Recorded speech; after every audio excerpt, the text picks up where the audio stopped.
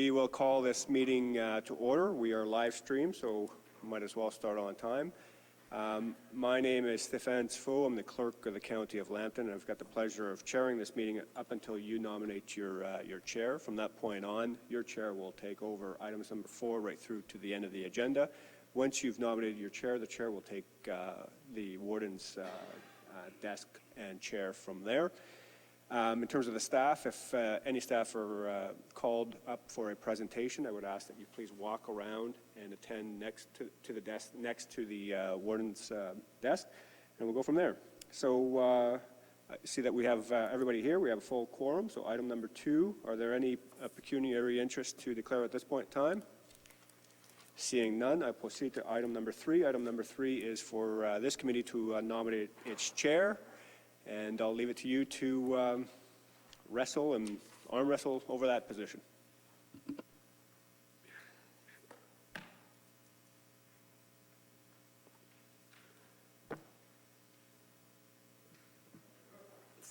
Thank you. I would nominate Jackie Rombots as chair for this meeting.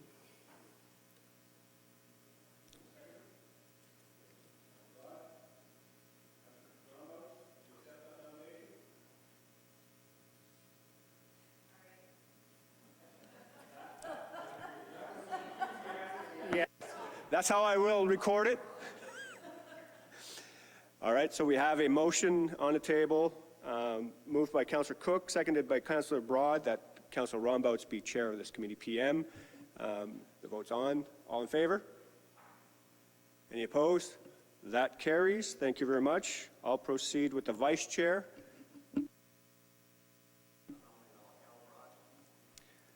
Warden Weber nominates Al Broad. Seconder? Councillor Loosely, seconded. Councillor, do you accept that nomination? Yes. Another enthusiastic yes. All right, so we have a motion on the table for the vice chair position, moved by Warden Weber, seconded by Councillor Loosely, to have Councillor Broad as your vice chair. All in favor? Any opposed? That carries. You have a conflict there. I'll note that. Well, thank you very much. I'll ask your chair, Councillor Rombots, to please take the what is otherwise the warden's desk and chair the meeting from here.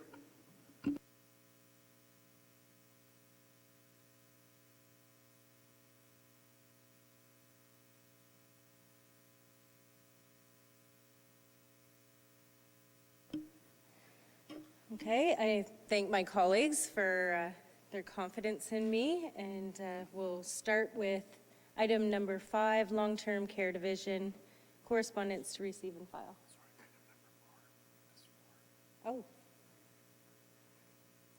Item number 4, appointment to the County of Lambton Accessibility Advisory Committee. Do we have a nomination for that?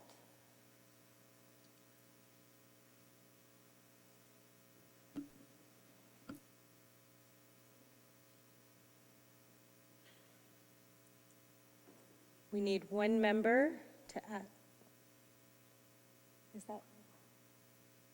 act as chair of that advisory committee.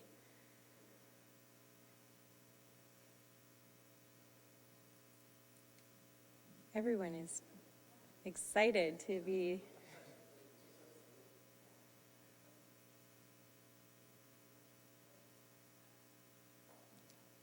All right, Brad.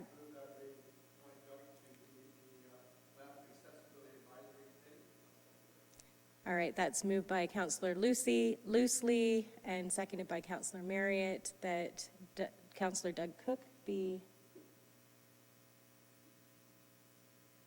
And all in favor? All opposed? That's carried. Now we'll move on to 5A, correspondence to receive and file. Councillor Arnold. Madam Chair, I move that we receive and file the correspondence. Thank you. Seconded by Councillor Bouchy. All in favor? And that's carried.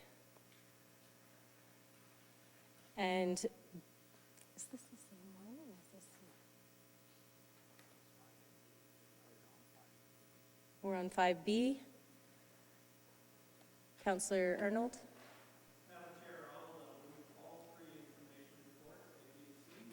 And I'd like to speak to them, if I may, after. I believe we're still on B from A. 5A, B. Oh, we are on to B? Okay, thank you. So we have that, and a seconder is Councillor Cook. So we have a mover and a seconder, and Councillor Arnold, you'd like to speak to that? Thank you, Madam Chair. I just wanted to make a comment in regards to the annual fire drills at our homes, and I just want to congratulate them for the speediness of evacuations and those types of things. That's not an easy job to do. And when I look at the difference between what the standard is and what we did it in, it's tremendous. So my hat's off to our staff and the great work that they're doing there. And I appreciated the other information in regards to the inspections. Sounds like everything's looked after and that we have no concerns. So thank you, Madam Chair.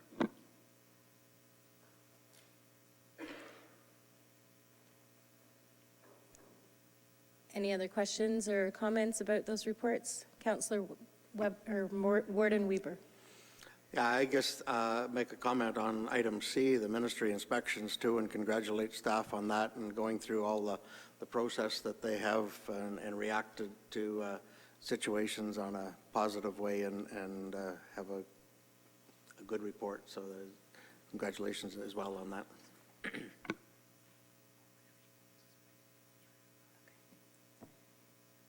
Yes. So in the inspection report, there were 3 orders from investigation in December, and the ministry was back on January 10th, and they have cleared those orders. So that's been wrapped up. I just want to update you on that. Thank you, that's good to know. Any other questions or comments on those reports? Seeing none, we'll vote to receive and file. All in favor? That's carried. Or all opposed? Oh, Councillor Boucher?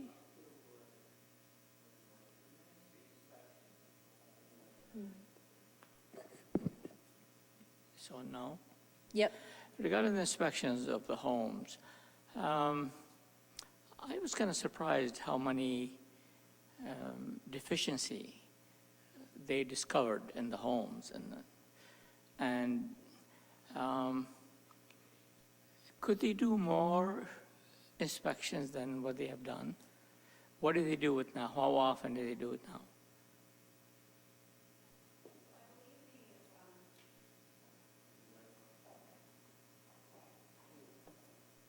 You're good.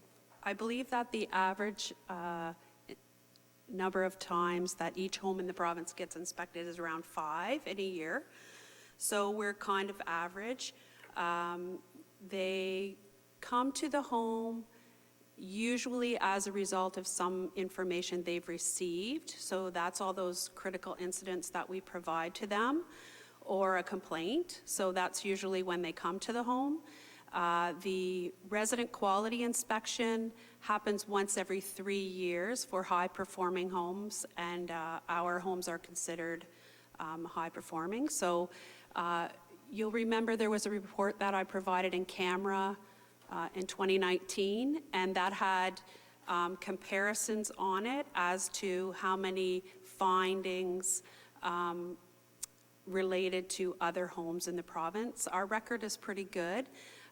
Would we like to be perfect? We would, but we have over 400 regulations, and sometimes we do miss a few things. As soon as it's pointed out to us, we do fix it.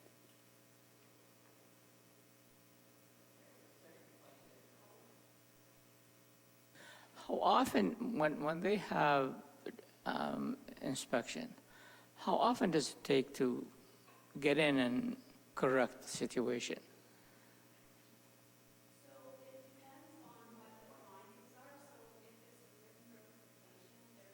Sorry. There's no obligation for us to provide them with a report, but we do write a report that we keep in the home as to how we address those issues. The same with a voluntary plan of action. They'll just look at our plan of action the next time they're in the home. They're very thorough inspections. Usually the inspectors are there several days. They read all kinds of documentation, they talk to people, they observe what's happening in the home. So they do very thorough inspections. Any other questions or comments about those reports? Seeing none, I will call the question. All in favor? That's carried. Is there any other business from the Corporate Services Division? Or, sorry. Long-term care? No. Okay. So we will move on to Corporate Services Division, reports requiring a motion. The 2020 Services and Fees Schedule Report, Schedule A. Any questions or can we have a motion to put that on the floor? Moved by Councillor Cook, seconded by Councillor Stark. Any questions or comments about that? Councillor Stark? I'm not sure if this is the schedule, but I'm interested in page 41, which is the Planning and Development Services Department. Does this resolution cover that page? It does. So these are already established fees, and I'm wondering, I'll give you a little background.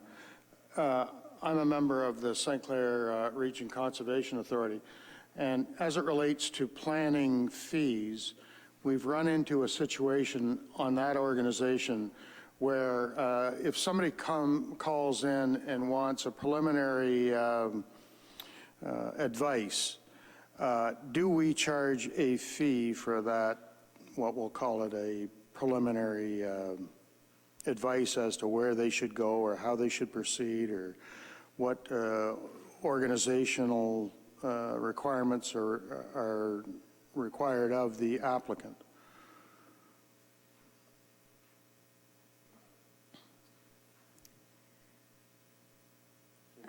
Do we have a response from, So, okay, sorry, through you, Mr. Madam Cole. Chair.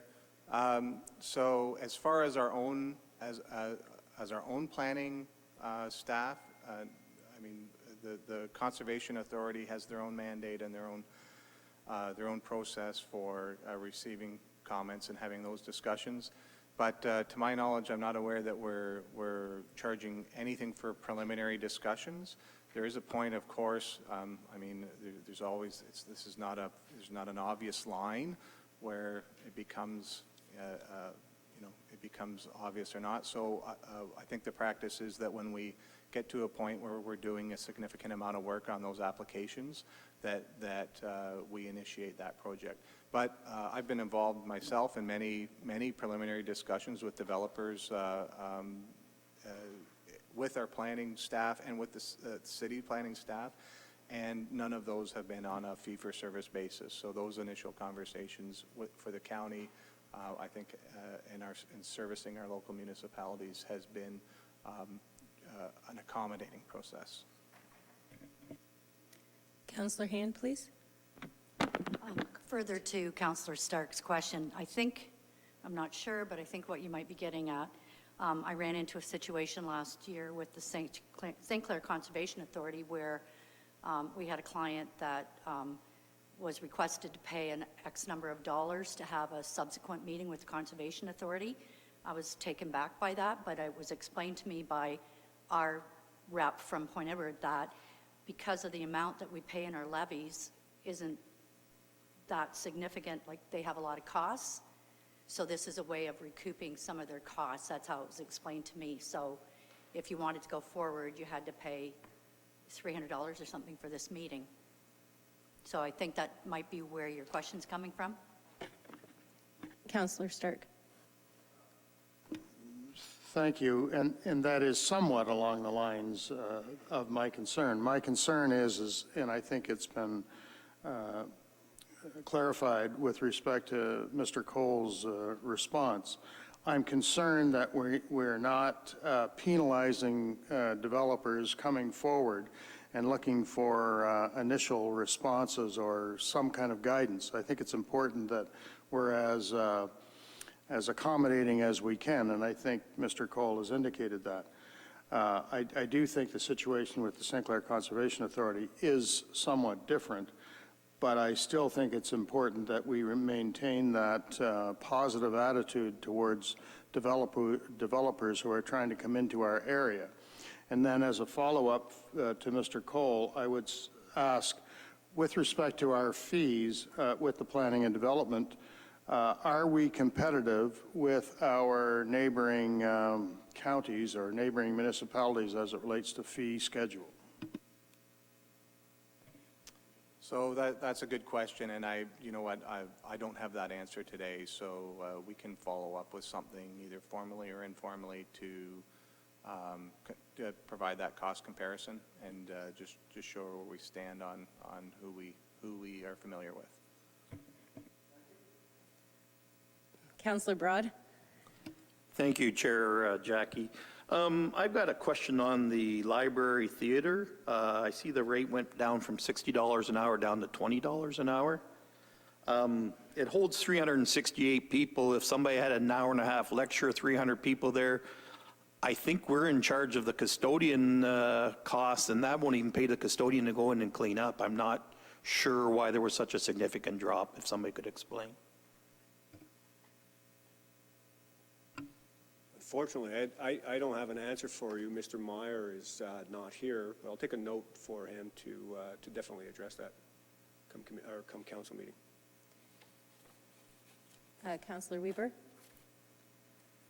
I believe the $60 was a user fee for the entire, you got the theater and you could use it for a day if you wanted, and I think they've changed it to an hourly rate from the $60 flat rate. I guess that's the way I read it. Maybe we'll get more information on that.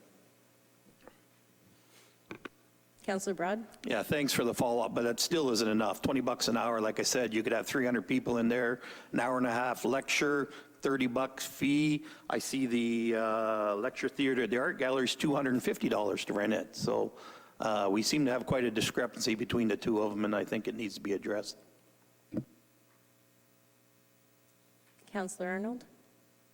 Thank you, Madam Chair. One of the questions I had was around the exam proctoring service on page 32 at $100 per exam. And I think that most of the people that are using that are not people that are university educated, or they're trying to get to that spot. And really, when I think of the library services and the things that we provide for, we're trying to provide people a positive outcome for all of us in the community, because as we bring up the standard of education in our society, and especially in the county, it's got to be better for everyone. And I guess I really struggle with charging people to proctor an exam for them. I understand that it costs money. However, we're already paying for all these things within our tax structure, and our residents are paying for this already. So anything that we have here is an over and above. And I guess I really struggle, and that's just one example. I know of many others that have already been addressed, and I appreciate that. But that's one that just kind of stood out to me, Madam Chair, and I'd make a motion that we put that down to $5 or $10, something that's very reasonable, and realizing that it's not covering our costs, but we're encouraging our folks to use our facilities for these types of activities to raise the level of intelligence within our county. Do we have a seconder for that motion?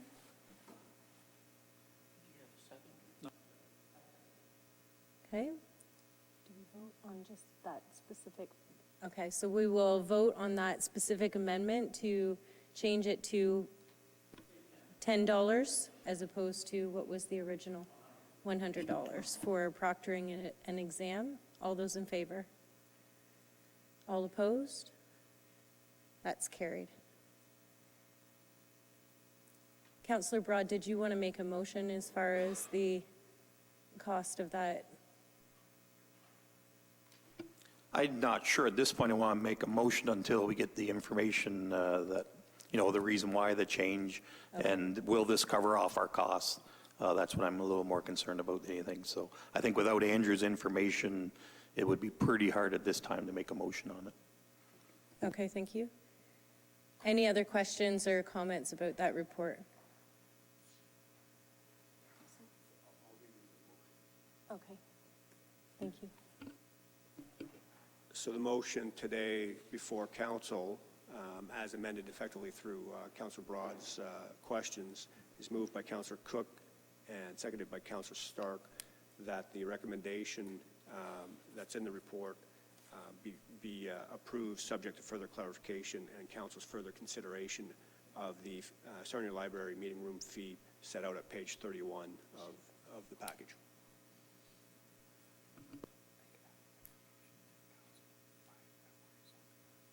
Okay. Okay, so I'm being told we can have the information from the questions asked by the February council meeting. So, Councillor Loosely. Just wanted to clarify, do we need to put something in regarding a comparison, or are we just going to do that? I think Mr. Cole stated that we would come back with some kind of a planning comparison. Is that going to be part of this motion?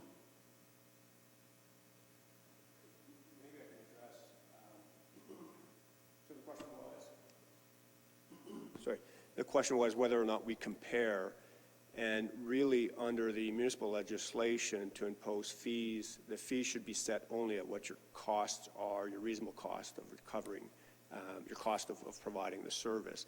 So the comparator piece is not necessarily an apples to apples exercise. The exercise is to assure ourselves that the fee that's being charged is reasonable and reasonably only recovers the costs incurred in delivering that service. Does that answer your question, Councillor Loosely? Partially it does, although I would still like to see some kind of comparison, and I know it may be difficult, but I would still like to see some comparison with other counties within the area. Councillor Stark. Yeah, further to that, it does not answer my question, and I think the operative word that the clerk has raised is reasonable. I think that really is significant to me in terms of the comparison. If the comparison shows that we're way out of line with others, albeit that there may be not an apples-to-apples comparison, I want it to be reasonably representative of what other counties are doing, positively or negatively. And so I do want to see the comparison, as Councillor Loosely has indicated. Thank you. So can we have a comparison done for the next council meeting from, say, Essex and Middlesex County? Are we happy with that, or Councillor Loosely? Yeah, we could certainly vote on this if you like, and I would be prepared to do a separate resolution after to request this. That's fine. Okay, thank you. So we will vote on the motion then. All in favor? That's carried. And Councillor Loosely. Yeah, thank you. I'd like to move that we direct staff to bring back a comparison with other counties within the area for our information. Do we have a seconder to that? Seconded by Councillor Stark. I just need a clarification as it relates to planning fees. Is that correct? That's correct. Thank you. Could that be incorporated in the, thank you. Thank you for that clarification. Any other comments on that resolution? Then all in favor? Those opposed? That's carried. So we will move on to 7, Finance, Facilities, and Court Services Division. A is a report requiring a motion. Report dated January 15th, 2020, regarding the annual year-end report on the reserves and reserve funds. Do we have a mover for that? Councillor Arnold? Thank you. I'll second that. Oh, sorry. Warden Weber? Any questions or comments on that report? Councillor Stark. Yes, with respect to page number 49, on the conclusions, there is a reference to where we as a county stand relative to the median group of counties and the provincial median, where our reserves are represented at 65.6% of the provincial median for all municipalities, 54.1% of the upper tier municipalities in Ontario. My question is, should we be targeting a particular percentage as what would be considered reasonable for I do believe that our reserves do represent a healthy position. My question really is, should we be aiming at, say, 75% as a target? What seems to be the reason? When we get to this comparison point, it seems to suggest that we're not keeping pace with where we should be. I'd like some clarification on that. Through the chair, just on reserves and reserve funds, I think it's very, very important to note that from a positive front, the reserves and the reserve funds are improving.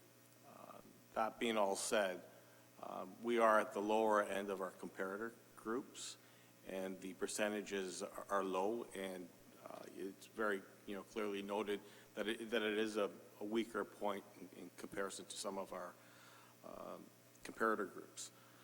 I think in order to basically to try to set a target right now, it's a little premature. I'm confident that we need to increase our levels. To what particular amount is really the way I look at it. As there's been a lot of good work done on asset management planning here by our previous chief county treasurer, but that asset management planning work requires an update. Once we get an update on our asset management plan, it really integrates to your capital planning for the next 10 years or so, and you can target specific reserve balances per each asset. So I'd like to come back to you with a more precise and discrete response.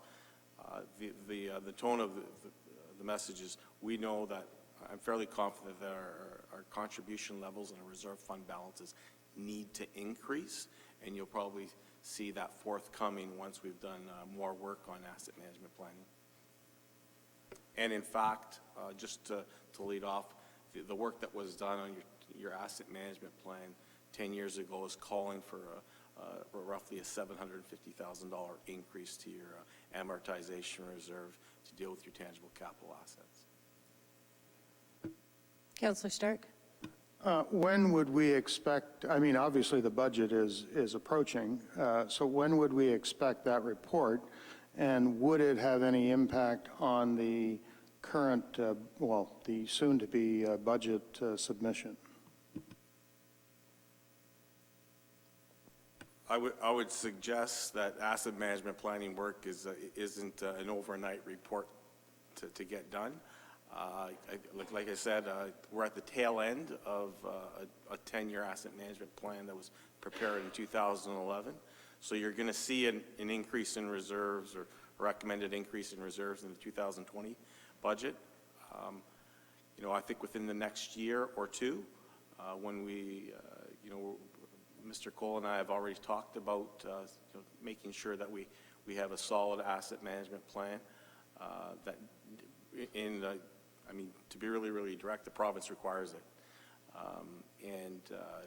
Once you get where you're at as far as the state of your assets, you can determine what the appropriate reserve balances are. So I'm going to basically say it'll be a year or two process. Councillor Arnold, please. Thank you, Madam Chair. Just along that same line, one of the ways, Mr. Stark, that we can do that is through the Contingencies and Opportunities Fund. When we're looking at budget time, when that comes up, if we felt that we had enough money to bolster that, it makes a great stopgap until we get the asset management plan completed.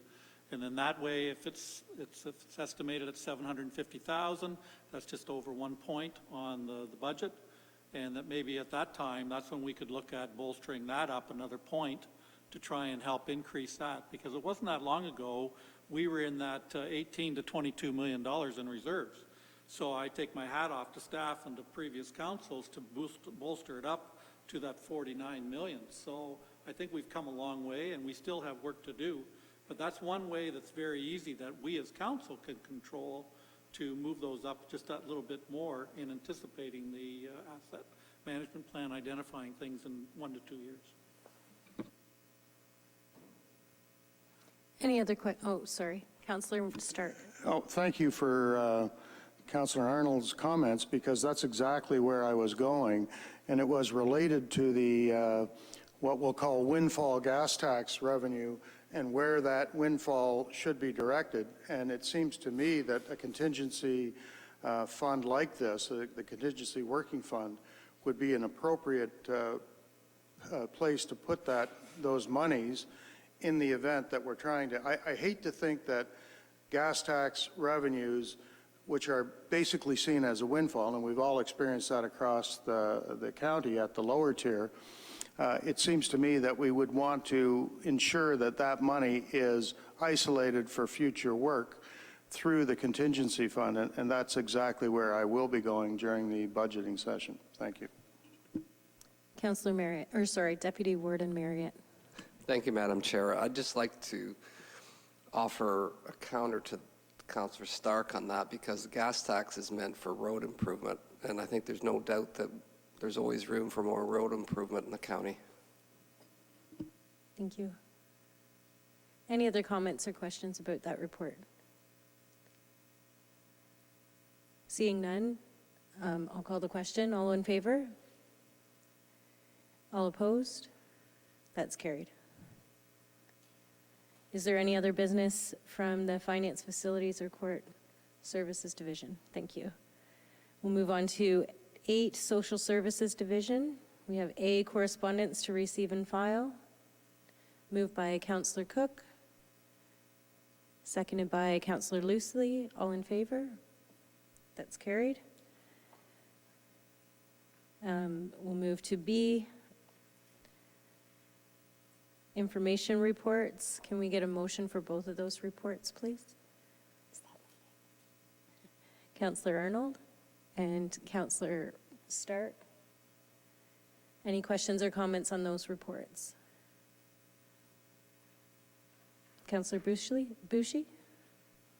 Considering the fact that we are short of workers in this community, is there a way that they could get involved, a little bit involved in attracting more people to this community? I know I read the whole report, and maybe that's not one of their job.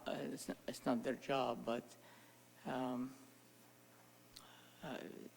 we got to do something to invite more people, to get the people in our community. We're shortage of, because of the shortage of workers. Do we have a response so the to question, that? My question is there a way they can do more than what they're doing now, say welcome and all that stuff? Do you want to respond to that? In reference to the Jobs Task Force, I think there were certainly 2 issues, and the one issue would be, as you said, attracting workers to Sarnia-Lambton, and that sort of falls under the responsibility of the Sarnia-Lambton Economic Partnership, and they'll be doing a presentation, I believe, at County Council on what they're doing in their new strategy, so you may have some questions for them. The other piece, I think, is more around finding workers with the right skill set, and that part is more of what the London Jobs Task Force had looked into. And certainly the Workforce Development Board does do a lot of surveys and a lot of work with local employers around what those gaps are.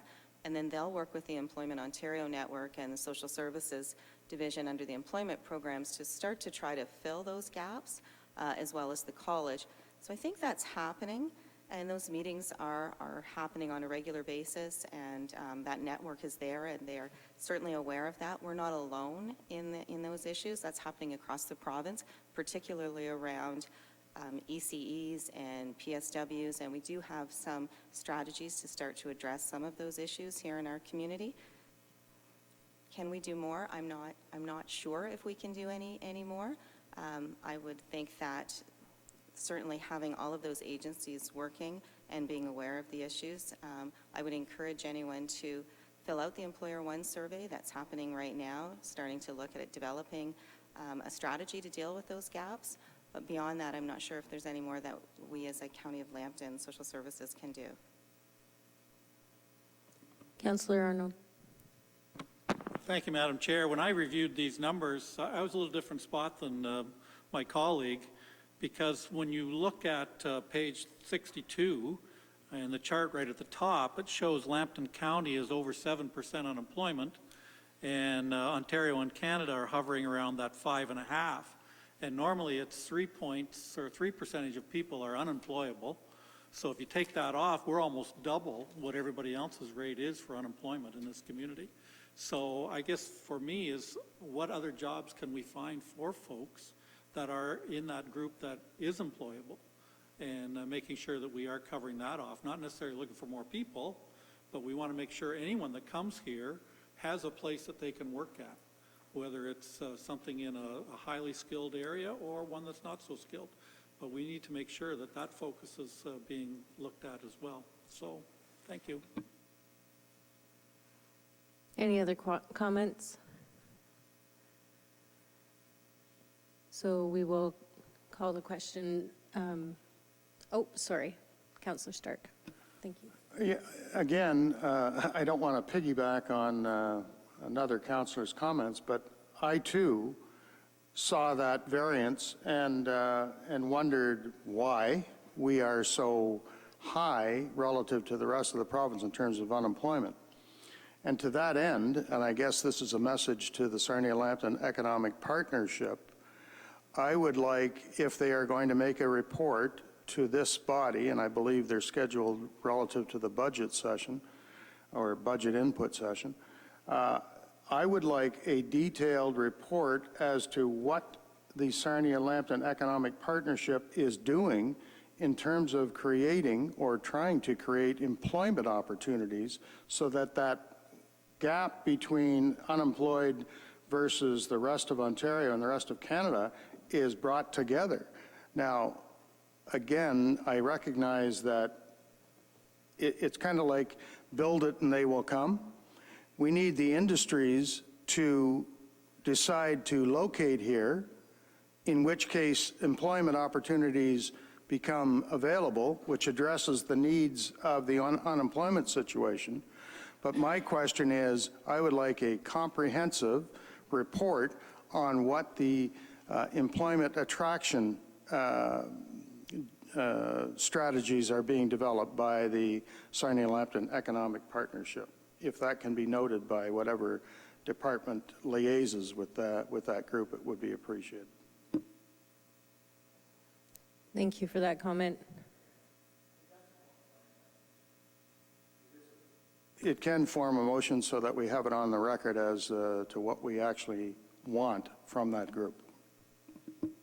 Okay, well, so Councillor Stark is moving that. We have one to receive the report. We have a motion on the table to receive the report, and then once that's carried, I'll read your Okay. Any other questions about those reports? Then we have a motion to receive those reports. All in favor? And all opposed? That's carried. Now we'll have Stefan read your. So the motion that's currently on the table is moved by Councillor Stark, seconded by Councillor Boucher, that staff ask management at SLEP to prepare a report for council describing the actions and activities that they're engaged in to attract employers in economic opportunities so as to bring our unemployment rate to the Ontario average. Councillor Hand? They are coming to do a presentation to council soon. Is it scheduled?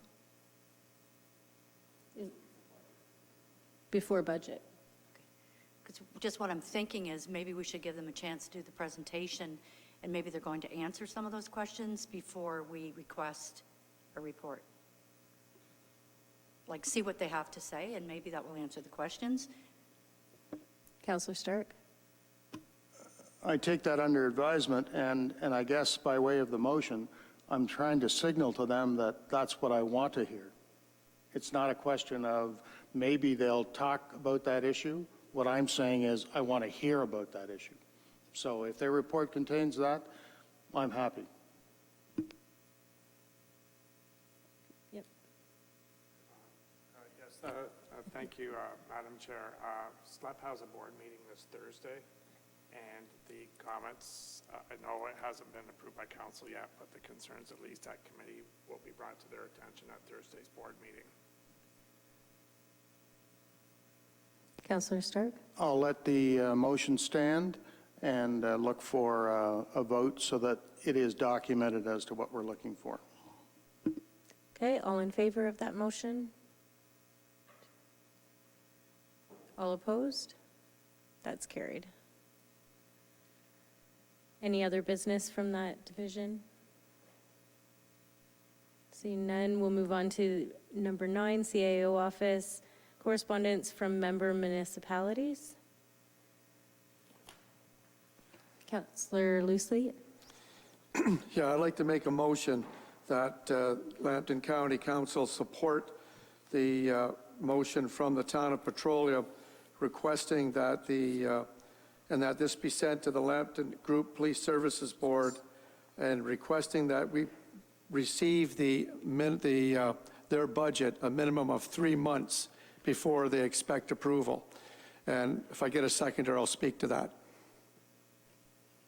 Do we have a seconder? Councillor Marriott? Councillor Loosely? The reason for this motion was approved by my Petrolia Council. I think the concern was by the time it came in, were pretty well finished our budget work, and there wasn't an awful lot of time to get that incorporated. We did our budget, but if we had it a little sooner, we could calculate that with all the other budget figures. So it's just a request to get it a little sooner so we've got a little more time to incorporate it in our budget and also a little more time to review it. Thank you. Any other questions or comments about that motion? Warden Weber? Just clarification, so this is the OPP budget to the municipalities? Okay. Warden Weber? Which it's really dealing with the police contracts with local municipalities. The county is really not involved in that process, but I can see why we would want it sooner. Just a comment. Councillor Loosely? Yeah, I think all the municipalities that are involved with this, and we're all involved with this contract except for the city of Sarnia and Point Edward. So I think we're just asking for county council support to ask the OPP to prepare this a little sooner to our municipalities. Thank you. Okay, we will call the vote then for that one. All in favor? All opposed? That's carried. I think, was that carried? Okay. I'm going to apologize. We need to go back to 8C.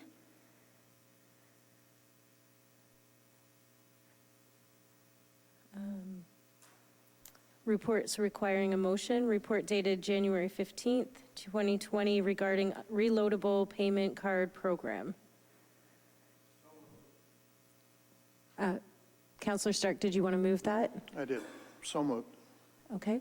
And seconded by Councillor Broad. Any questions or comments on that? Warden Weber? Yeah, this looks like a good program, I guess, and my question would be about privacy. Is there a statement that comes with this card that would come to the funders, or does it go to the individual, or is there nothing with a debit card? And maybe Ms. Calasanti could comment. Certainly. The card would go to the individual, similar to right now their social assistance check goes to the individual, so instead of the check, it would be a card. Warden Weber? guess, is there a statement issued? The cardholder is, okay, so clarification, that the check goes into the person's bank and then they use that card, or? On it, but it doesn't identify that they're in receipt of social assistance, if that's what you're concerned. It just looks like anyone else's Visa card.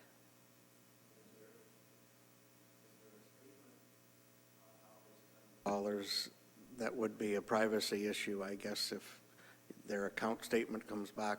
Who does that go to? No one gets that statement.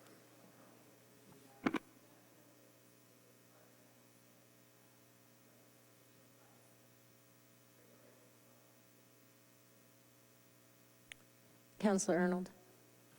Thank you, Madam Chair. I guess I have just a comment or maybe a concern, or maybe it's an unfounded concern. But is that something that people can actually utilize? Because it's not everyone is adept at computerization, credit cards, all that kind of stuff.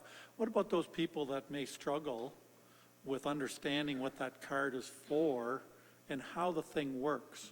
Do we have the level of competence in our group that we're going to pass these out to, that they're not going to be taken advantage of? And I guess that's make sure that there's safeguards in place that the folks aren't going to be taken advantage of by the switchover, because there's well-established processes now for those that are receiving the checks and going into the bank account. But this is a step change, and it's a major step change. And you see these types of things advertised on television all the time for people that, oh, you have this loaded card and you can do this and you can do that. Well, I just am really concerned that we have the safeguards in place to protect the people that are going to receive these cards, and that they have the competence to be able to utilize them properly without being taken advantage of. I'm happy to speak to that. Presently, people can still receive their Ontario Works through EFT. That's always going to be our first choice, that electronic file transfer right into their bank account. This card is for people who presently aren't able to get bank accounts. They may be somewhat transient, they may be homeless, they may have lost all of their ID. So often what happens now, they struggle to cash the checks, and banks are getting tighter and tighter with that and not allowing ID. In the past, we were able to just write a letter often to the bank saying this really is so-and-so. We're not able to do that any longer. So what's been happening, sometimes people will go to a grocery store and get the whole thing cashed if they're able to, or they go to the different financial companies that often charge them quite a bit. Some of these money places, they'll charge them quite a bit, and then they carry cash around. This is better than carrying the cash around. They're able to use the cards. Certainly, City of Toronto piloted this several years ago with great success, as did the Ontario Disability Support Program. And it's a very small number in Lambton County of individuals who are not able to have a bank account or something. And we continue to work with people to have a bank account. That's always our first priority. And if we feel that they really are not capable and are struggling, we would try to have a trustee put in place as well. So certainly it'll be a small number. Staff will continue to work with those individuals. Like I said, I think they'll be better off because they won't be carrying cash. It's not large amounts of cash, but it's their entire month's worth of dollars. Yeah, exactly. Councillor Arnold. Just a quick follow-up then, Jackie, and I just want to make sure that I understand properly. I thought when I read the report it was going to become everyone. It sounds like that's not the case, so I'm okay with that then. Thank you. Correct. And they will be able to take cash out using that card? That's correct. They'll be able to take out several withdrawals before there's any fees. Okay, thank you for that clarification. So can I call the vote then? All in favor? That's carried. And we need a motion to go in camera for an update to council on ongoing negotiations for a new lease at Bayside Center, City of Sarnia, and provide instructions to relation thereto pursuant to SS 2392K of the Municipal Act 2001, and an update to council in regards to a property in the City of Sarnia to seek instructions for council in regards thereto pursuant to the provisions of SS 2392E of the Municipal Act 2001. Moved by Councillor Broad, seconded by Warden Weber. All in favor? That's carried. We'll move in camera to the committee room. No, we're hosting camera here. Oh, okay. Folks are leaving the room now, and the door will be closed, and the live streaming will cease. Okay, we'll just take a minute to get set up.